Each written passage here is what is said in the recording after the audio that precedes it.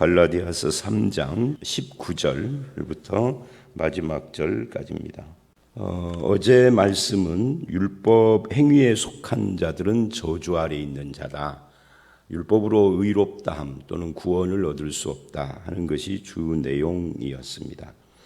오늘 말씀은 이제 그 당연한 귀결이라고 할 수 있죠. 그러면 율법은 뭐냐? 율법은 괜히 하나님이 실수로 주신 것이냐? 아니면은 율법을 주신 목적, 율법이 무슨 역할을 하느냐?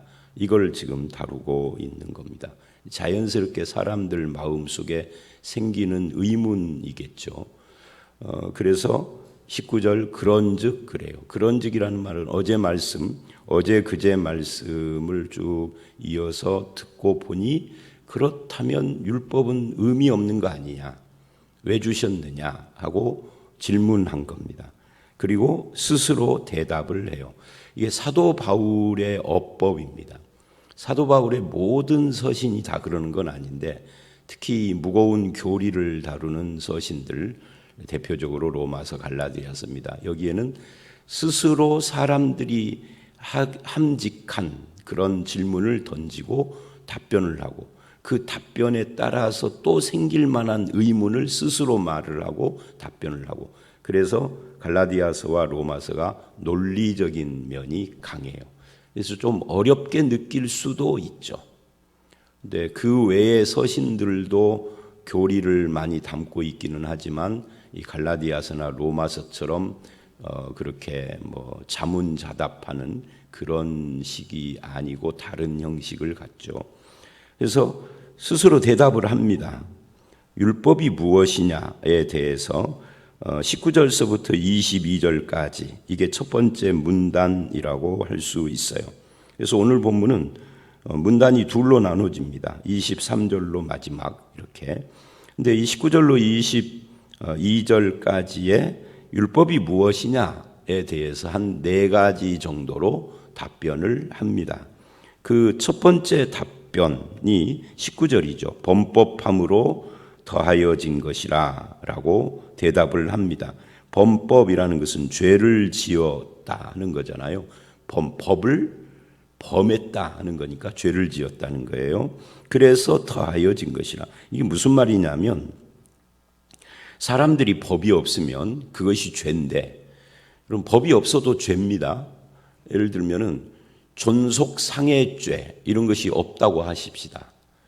존속, 자기 가족을 때리거나 욕하거나 뭐 이렇게 하는 행위, 그게 죄가 아닌 건 아니에요. 법이 없어도 그건 죄예요.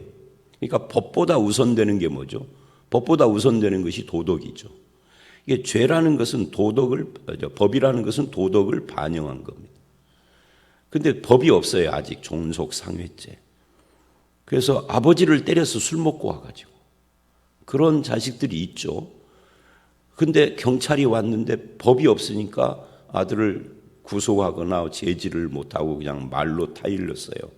그 타에서 죄가 아닌 건 아니에요. 근데 그런 일들이 자꾸 일어나니까 이제 국가에서 존속상해죄를 만들었다. 뭐 이 존속상해죄가 그래서 생겼다라는 이야기가 아니라 예를 드는 겁니다. 그러면 그때부터는 법으로 구속을 하죠. 바로 그런 이야기예요. 죄가 있는데 죄인 줄 모르니까 법을 만들어서 그건 죄다라고 한 건데 이게 율법이다 하는 이야기예요. 범법함으로 더하여진 것이다. 더하여졌다는 것은 그래서 만들었다. 그래서 주신 것이다. 뭐 그런 이야기인 것이죠. 그러니까 인간이 하는 모든 행위가 다 죄고 인간 자체가 죄인인데 이걸 모르는 거예요. 우상 숭배하는 것이 죄인 줄 모릅니다. 그건 뭐 그냥 종교 행위이다. 종교는 다 같은 것이다. 하나님께 가는 길이 여럿 있는 거지. 안 믿는 사람들이 그런 말 하잖아요. 근데 국가에서는 그거를 법으로 못 다스립니다. 왜? 국가가 종교에 종속되어 있지 않으니까, 세속 국가니까. 그런데 십계명을 주어서 우상을 숭배하는 것은 죄다. 그래서 하나님의 통치 안에서는 죄인 거예요. 국가에서는 죄가 아니라고 해도. 그런 것입니다. 안식일을 범하는 것도 마찬가지고 부모, 무슨 간음, 심지어 이제 마지막에는 탐심까지. 그게 율법을 주신 첫 번째 이유다 하는 거예요. 근데 이 율법을 주실 때 한 중보자의 손으로 베푸신 것인데 그래요. 이 한 중보자 이게 누구냐면 모세를 말하는 겁니다. 모세를 통해서 주셨다. 그런데 이 율법은 기간이 있다는 거예요. 율법의 기간. 율법은 대상이 있고 기간이 있는 겁니다. 율자를 빼고 법이라는 것은 항상 대상이 있는 거죠. 이 법의 기간은 없어요. 국가에서. 언제까지가 기간일까요? 국회에서 또는 헌법소원 같은 것을 통해서나 국회를 통해서나 그 법을 폐지시킬 때까지죠. 근데 율법은, 하나님의 율법은 모세를 통해 준 건데 기간이 있습니다. 약속하신 자손이 올 때까지. 약속하신 자손은 누구냐? 어제 말씀에 아브라함의 자손을 약속을 했는데 자손들이 아니라 단수로 약속하신 자손이라고 한 것은 예수 그리스도를 가리킨다라고 했는데 이 본문에서도 약속하신 자손, 그건 예수 그리스도예요. 그러니까 예수님이 오시기까지 기간을 가지고 주신 것이다. 그러면 여기서 이제 질문이 생기는 거죠. 그럼 약속하신 자손, 즉 예수 그리스도가 오시면 어떻게 되느냐? 이 율법의 기간이 끝난 거죠. 또는 2000년 전에 예수님이 오셨어요. 그러니까 역사적으로는 2000년 전 예수님이 오셨을 때 율법의 기간이 끝난 거예요. 정죄하는 율법입니다. 율법이 다른 기능도 가지고 있어요. 지금 이 본문에서는 거기까지 안 하는데 정죄하는 율법의 기능이 끝났다는 거예요. 범법자에게를 향해서 주는. 그런데 개인적으로는 2000년 전에 예수님이 역사적으로 오셨지만 개인적으로는 예수 그리스도를 내 삶의 주인으로 받아들일 때 율법의 정죄하는 율법의 기간이 끝나는 겁니다. 그래서 예수 그리스도 안에서는 죄와 사망의 법이 끝나고 생명의 성령의 법이 발동되어 있는 거죠. 그건 이제 로마서 8장 이야기예요. 그래서 율법의 유효 기간을 지금 말한 거예요. 그 다음에 세 번째를 하기 전에 21절을 보면 그러면 율법이 하나님의 약속들과 반대되는 것이냐 하는 질문이 생기는 거죠. 결코 그럴 수 없다. 이 반대되는 것이 아니다. 그럼 뭐냐?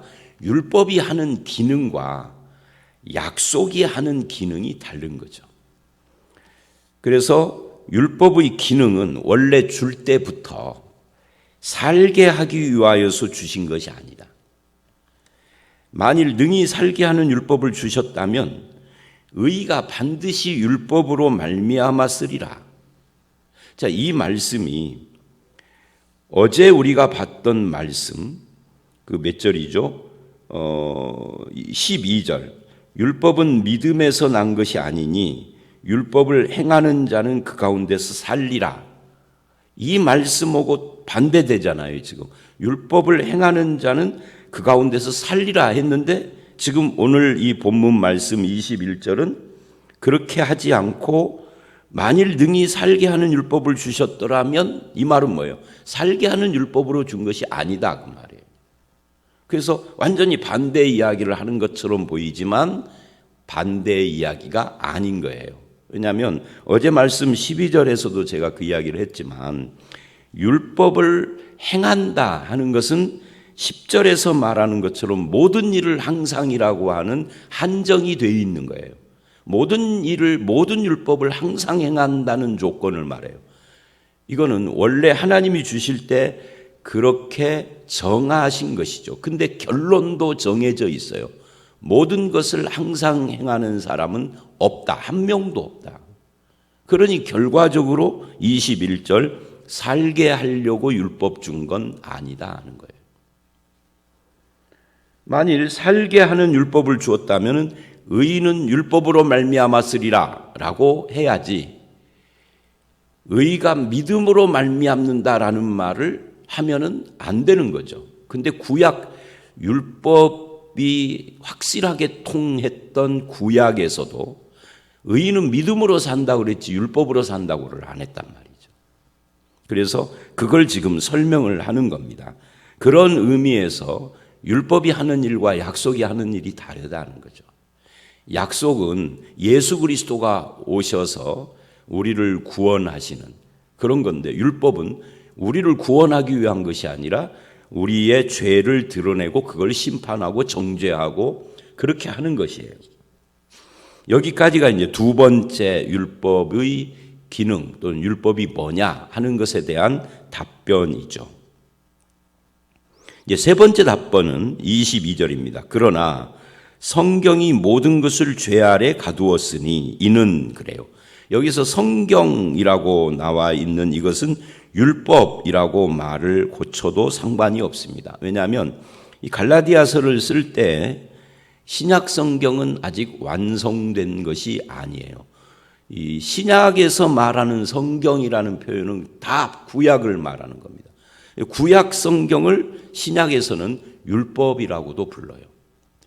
구약 성경 전체를 율법이라고도 부르고 구약 성경을 나누어서 율법과 선지자 이렇게 말을 하기도 해요. 율법과 선지자 그러면 모세오경과 여호수아서부터 말라기 전체까지가 선지자라고 해요.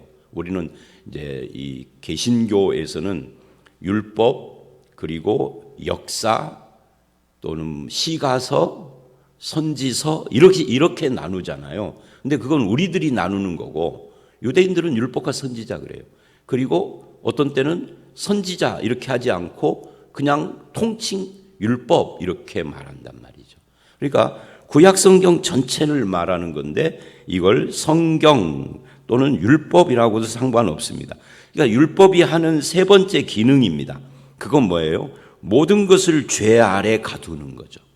근데 이것이 세 번째 기능이 아닙니다. 왜냐하면 첫 번째 기능에서 이 19절에서 범법함으로 더하여 주신 것이다 라는 말과 연결되는 개념이기 때문에 새로운 이야기가 아닌데 여기에 이제 새로운 것이 들어가요. 그건 뭐냐면 모든 것을 죄 아래 가둔 것은 19절을 반영한 건데 그렇게 하는 목적, 율법이 모든 것을 죄 아래 가둔다는 모든 사람을 죄인이라고 하는 거죠. 죄인이라고 선언을 해서 살게 하는 것이 아니라 정죄한단 말이죠. 율법이. 그렇게 하는 목적이 있다. 그 목적이 뭐냐? 인은이 목적이죠. 왜 사람들을 정죄하느냐 율법이. 그 이유는 예수 그리스도를 믿음으로 말미암는 약속을 믿는 자에게 주려 함이라. 결국 율법은 예수 그리스도를 믿으라라고 하는 그런 역할을 한다는 거죠. 예수 그리스도를 믿는 자, 약속을 그런 예수를 믿는 자들에게 주는 것, 이게 율법이 하는 일입니다. 그 율법의 기능을, 이 세 번째 기능을 좀 더 풀어서 설명한 것이 23절 이하예요. 그 23절 이하는 무슨 말을 하느냐면 이 율법의 역할로서 율법과 예수 그리스도의 관계를 설명하는 내용입니다. 이것을 어떤 식으로 설명을 하느냐면 23절에 믿음이 오기 전이라는 표현과 믿음의 때라는 표현으로 그걸 설명을 합니다. 여기 믿음이 오기 전과 믿음이 온 후, 믿음의 때라는 말은 어떤 이야기냐면 쉽게 말하면 예수님이 오시기 전과 예수님이 온 때로 나눈 거예요. 이 믿음의 대상이 예수님이기 때문에 예수님이 오시기 전 이렇게 말을 해도 말이 통해요, 이것이. 그러니까 예수님이 내게로 오시고 내가 예수님을 믿었잖아요. 그 전, 예수님이 오시기 전까지 내가 예수를 믿기 전까지는 율법 아래 매인 바 되어져 있었던 거죠. 그래서 율법 말고는 다른 길을 사람들이 잘 몰랐던 거죠. 그런데 믿음이 와서 그때까지 믿음이 올 때까지, 예수님이 올 때까지 우리가 갇혀 있었는데 뭐 하려고 그랬느냐 하는 것을 말하는 겁니다. 이같이 율법이 우리를 그리스도께로 인도하는 초등교사다. 이게 이제 이 두 번째 문단의 핵심이죠. 여기서 말하는 이 초등교사라는 말이 옛날 성경에는 몽학선생 이렇게 돼 있어요. 근데 이 몽학선생 하니까 좀 사람들이 이해하기가 어려우니까 초등교사라고 했지만 이 초등교사도 사실은 이 단어를 제대로 번역한 그런 단어는 아니에요. 우리들이 쓰는 단어이기 때문에 이렇게 말을 한 거지, 몽학선생이나 초등교사나 원어를 확실하게 번역한 것은 아니죠.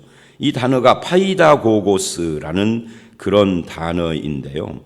이것은 어떤 것이냐면 주인의 아들을 가정교사처럼 가르치기도 하고 훈육도 하고 이 아이가 성장하는데 도움을 주는 그런 종이에요. 종.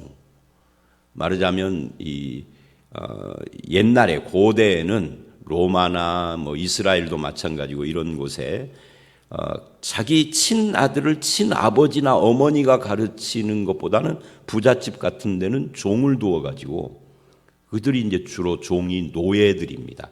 전쟁에서 포로로 잡았던 그러니까 전쟁에서 포로로 잡은 노예들이 많고 그들의 자손들이 또 노예로 쭉 이어져 가는 거죠. 근데 그들은 무식한 자들이 아니라 똑똑한 자들이었어요.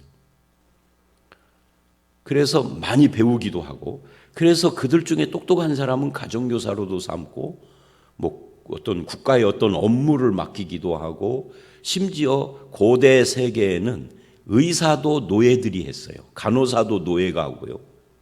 험한 일, 농사를 짓고 이런 것도 노예들이 했지만 로마 세계는 그랬습니다. 그러니까 그들 중에 좀 신실하고 똑똑하고 믿을 만한 놈 하나를 골라가지고 주인의 아들을 맡기는 거예요. 네가 이 아이를 장성할 때까지, 오늘 우리로 말하면 초등학교 들어가기 전까지 네가 이 아이를 어디를 가든지 항상 함께 하면서 가르치기도 하고 지켜주기도 하고 하라, 이렇게 맡긴 거죠. 그러다가 이 아이가 이제 나이를 먹어서 초등학교를 들어갈 때가 되면 이제 더 이상 그런 임무가 끝나는 겁니다. 그 다음부터는 그 종이 하는 것이 아니라 다른 사람이 하는 거죠. 우리로 요즘 현대로 말하면 학교 선생님이 가르치는 거죠.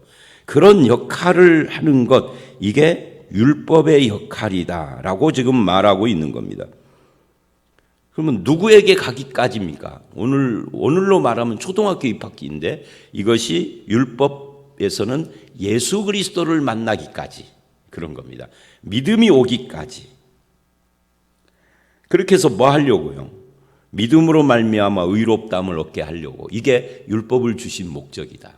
그러니까 율법으로는 의를 얻을 수가 없고 살 수가 없는데, 율법 때문에 정죄받은 사람이 이 죄의 문제에 심각한 고민을 하게 될 거 아닙니까? 갈등하고. 그럴 때 이 갈등과 죄의 고민과 그 모든 저주의식과 정죄의식을 해방시켜줄 분은 율법이 아니라 예수 그리스도다 하는 걸 깨닫게 되는 거죠. 그게 율법이라는 거예요. 율법이 직접 예수님 이렇게 말하지 않지만, 그래서 율법의 유효 기간이 예수님이 오면 끝나는 것입니다.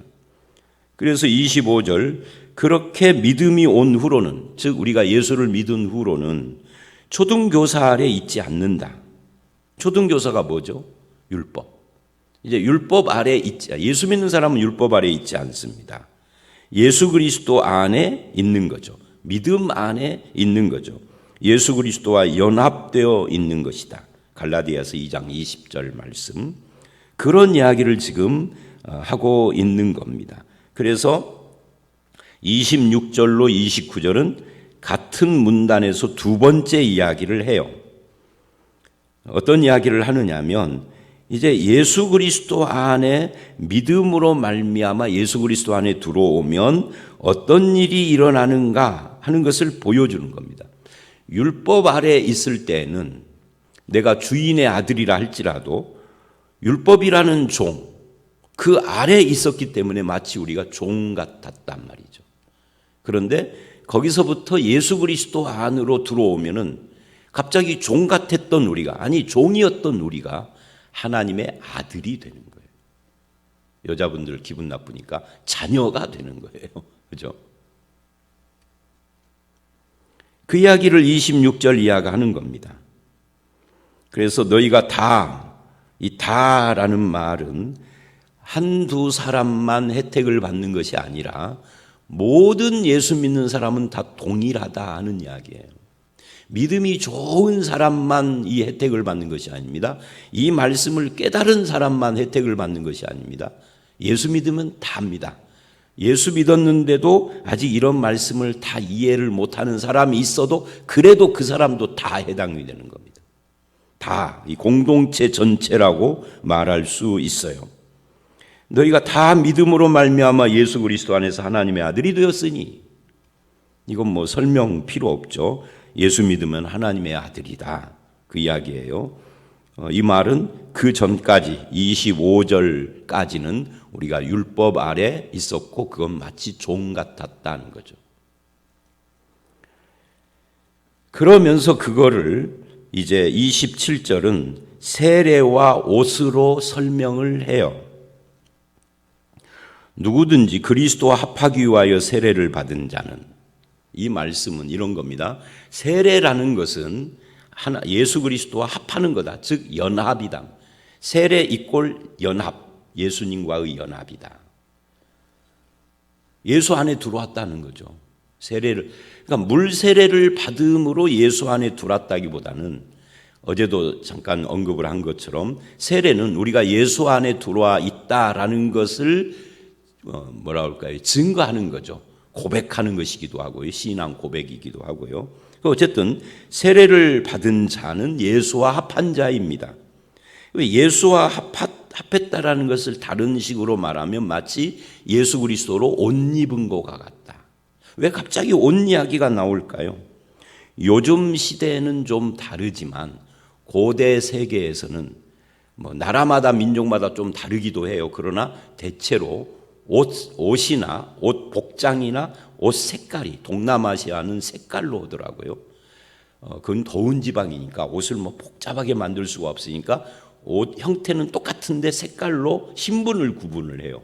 근데 더운 지방이 아닌 쪽으로 갈수록 이제 색깔뿐만이 아니라 복색 자체가 틀리죠. 그 디자인이. 그걸로 이게 쌍놈인지, 그죠? 양반인지, 양반 중에서도 무슨 사대부 또는 무슨 벼슬을 하는 벼슬아치인지 이런 것들이 다 구분이 되는 거죠. 군인인지. 근데 동남아시아를 가니까 선생은 이런 색깔 옷을 입고 승려는 빨간색 옷을 입고 누구는 어떤 군인들은 군복 입고요. 이렇게 쫙 다 틀리더라고요. 그러니까 그렇게 옷으로 지금 이야기를 하는 겁니다. 우리가 그리스도의 옷을 입은 거다. 이 말씀이 에베소서 4장하고 연결이 돼요. 옛사람을 벗고 새사람을 입었으니, 우리가 그 에베소서 4장 설교할 때 제가 그 이야기를 했었는데, 벗으라 입으라 명령형으로 돼 있지 않다. 한글 성경은 명령형으로 번역을 했어요. 근데 원문은 명령형이 아니에요. 옛사람을 벗었고 새사람을 입었으니예요. 입었다. 오늘 이 본문은 옷 입었느니라 라고 이미 입은 것으로 정확하게 번역을 했죠. 그러니까 우리는 특별한 신분을 가졌다. 그 특별한 신분이 뭐냐? 예수 그리스도와 함께 하나님의 자녀라는 신분을 가졌다. 아들. 왜? 예수님이 하나님의 아들이니까. 그래서 이건 이제 예수님과 우리를 이렇게 구분을 하는 겁니다. 예수님은 친아들이죠. 독생자이시죠. 우리는 그래서 양자라고 하는 겁니다. 그래서 이제 그 양자의 영을 받은 것, 그걸 이제 로마서 같은 데서 확실하게 설명을 해요. 자, 그래서 이제 그걸 옷으로 지금 세례와 옷으로 표현을 했습니다. 예수와 합하여 옷을 입은 것이다. 율법으로 되어진 것이 아니라 율법이 가리키는 바를 따라서 예수께 와가지고 이런 일들이 일어났다 하는 거죠. 옷이라는 말이 어떤 의미도 포함을 하느냐면, 이제 구약 시대 이스라엘에게서 옷은 이렇게 우리로 말하면 무슨 옷을 어떤 식으로 하느냐면 자기의 미를 드러내기 위하여서 입는 경우도 많잖아요. 근데 이스라엘은 옷이 기본적인 개념이 덮는다예요. 그래서 가죽옷을 입혀서 아담과 하와를 덮어주신 거죠. 그 죄를. 그런 것처럼 속죄 개념하고 비슷한 뜻을 가지고 있어요. 그러니까 옷을 입었다라고 하는 이것은 신분을 나타내기도 하고 그렇게 해서 우리의 죄를 덮어주심을 의미하는 것도 있고 그런 것들을 다 포함하는 거죠. 그래서 결론적으로 뭐가 일어났느냐 할 때 28절 여기서도 다라는 말이 나와요. 유대인, 헬라인, 종, 자유자, 남자, 여자. 그 당시에 사람을 구분하는 것이죠. 특히 여기서 우리가 유대인, 헬라인 이건 이제 인종적 구분이죠. 유대인들은 헬라인 그러면 유대인 이외의 모든 그 당시의 이방인을 헬라인이라 그랬습니다. 그러니까 유대인과 이방인 이 구분이 철저했어요. 그래서 서로 개돼지 취급을 한 거죠. 유대인들이 자꾸 이방인들을 그렇게 하니까 이방인들도 그러고 또 종과 자유인 이건 로마 세계 전체가 그렇게 나눠져 있었죠. 우리나라 같으면 양반 쌍놈 이렇게 나눠져 있었죠. 그리고 남자 여자 이게 고대 세계 고대가 아니라 현대에 들어오기 전까지도 이런 구분이 확실했고 요즘 한국은 이런 구분이 이제 거의 없어졌죠. 심지어 남자 여자 차별도 많이 없어졌잖아요. 그런데 2000년 전에 이미 바울이 선언을 하는 겁니다. 예수 그리스도에게 들어와서 예수님과 합하여 세례를 받고 예수의 옷을 입게 되면 하나님의 아들이 되는데 이 하나님의 아들에는 남자 여자 구분도 없다. 유대인 이방인 하는 이런 인종적 구분도 없다. 그렇죠? 종 자유인 하는 신분의 구분도 없다. 그러니까 성별 구분도 없고 신분의 구분도 없고 인종적 혈통적 구분도 없어지고 다 그리스도 안에서 하나다. 이게 굉장한 메시지가 있는 겁니다. 이게 이제 오늘 교회 안에서도 마찬가지입니다. 이 교회가 참 좋은 것이 뭐냐면 그렇지 않는 교회도 뭐 있기는 있습니다만은 이 자리에 앉으면 대통령이 앉아도 성도고 그렇잖아요. 청소부 아저씨가 앉아도 같은 성도고 그러는 겁니다. 시어머니와 며느리가 앉았어도 같은 성도고 형제자매가 되는 겁니다. 이게 교회예요. 그게 어떻게 해서 그렇게 됐냐면 예수 그리스도로 말미암아 된 거예요. 대통령도 예수와 합하여 있고 성소부 아저씨도 예수와 합하여 있고 그리스도 안에서 다 하나님의 아들, 딸이 된 거죠. 이게 복음의 메시지인 겁니다. 다 같아졌다 하는 거죠. 그래서 29절 너희가 그리스도의 것이면 아브라함의 자손이요 약속대로 유업을 이을 자니라.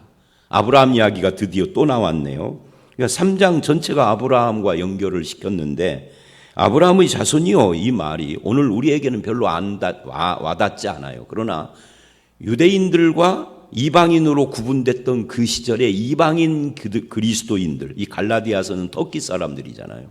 그들이 들을 때는 감격스러운 거예요. 유대인들이 자꾸 우리를 너희는 이방인 이러는데 예수 안에서는 우리도 아브라함의 자손이다. 혈통적으로는 아브라함 자손 아니죠. 믿음 안에서. 유업을 이을 자니라. 아브라함에게 주신 약속의 유업, 구원이죠. 하나님 나라입니다. 하나님 나라의 백성이다. 자, 여기까지입니다. 오늘 말씀이. 결국 오늘 말씀은 앞에 율법의 기능과 목적이 뭐냐? 그래서 예수를 믿게 된 우리는 어떤 사람이 됐느냐? 이렇게 둘로 나누어져 있습니다. 예수 그리스도 안에서 주신 그 의롭다함과 하나님의 아들됨과 예수 그리스도로 옷 입은 신분과 예수 그리스도 안에서 모든 차별이 철폐되고 하나가 돼서 우리가 다 아브라함의 자손으로 그 유업을 얻을 자가 됐음을 우리 것으로 받아들일 뿐만 아니라 이 원리와 정신을 우리의 신앙생활 특히 교회 안에서 구현해야 해요. 그 어떤 것으로도 차별을 할 수 없어요. 제가 설교 시간에도 자주 말하고 이번에도 그런 말을 했는데 신앙이 더 깊은 사람과 얕은 사람으로도 구분 안 해요. 신앙이 깊어봤자 하나님의 아들인 거고 신앙이 얕아도 하나님의 아들인 거예요. 그 구분. 성숙이 필요 없다 그 말이 아니라 성숙은 필요하지만 그걸로 우리가 신분 구분은 안 한다 그 말이에요. 무슨 체험 너 방언해? 나는 못하고 이걸로도 구분 안 하는 겁니다. 그리스도 이것만 있는 겁니다. 이걸 적용해야 돼요. 적용. 그러지 않고 뭐 예를 들면 넌 권사 아니지 저리 가 이렇게도 구분 안 하는 겁니다. 난 장로고 나는 목사 이렇게 어떤 목사가 나는 목자고 너희들은 양이다 이랬대요. 동물이다. 물론 80년대 90년대 무식하게 한 소리인데 그 말 듣고도 아멘 했다는 전설 따라 삼천리를 제가 많이 들었는데요. 그런 구분도 없습니다. 예수 안에서는 목사와 양 이런 것도 없는 겁니다. 목사도 성도, 양들도 성도. 예, 시간 가니까요. 여기까지만 합니다. 적용을 하시라 그 말이에요. 알아들었는데 이제 삶에 적용을 해요. 삶에 적용 안 하면 아무 의미 없어요. 지금까지 이거 지식 그거 다 쓰레기요. 여러분 삶에 적용 안 하면. 그러니까 쓰레기 더미 하나 더 얹은 거예요. 이걸 철저히 여러분 삶에 적용을 해야 돼요. 기도하겠습니다. 하나님 아버지, 율법을 주신 목적과 그래서 예수 그리스도를 믿게 된 우리가 어떻게 예수 그리스도와 합하여 양자됨을 얻었고 그 고귀한 신분 안에서 우리가 다 하나가 돼서 아브라함의 자손이요 약속대로 유업을 얻는 하나님 나라의 구원받은 백성이 됐는가를 알았습니다. 이 안에서는 아무 차별도 없음도 알았습니다. 그 놀라운 은혜와 구원의 축복을 받은 우리가 이제는 나뿐만 아니라 다른 사람에게도 이것을 적용하여 살아갈 수 있도록 우리를 붙잡아 주시옵소서. 예수님 이름으로 기도드려 싸움나이다. 아멘.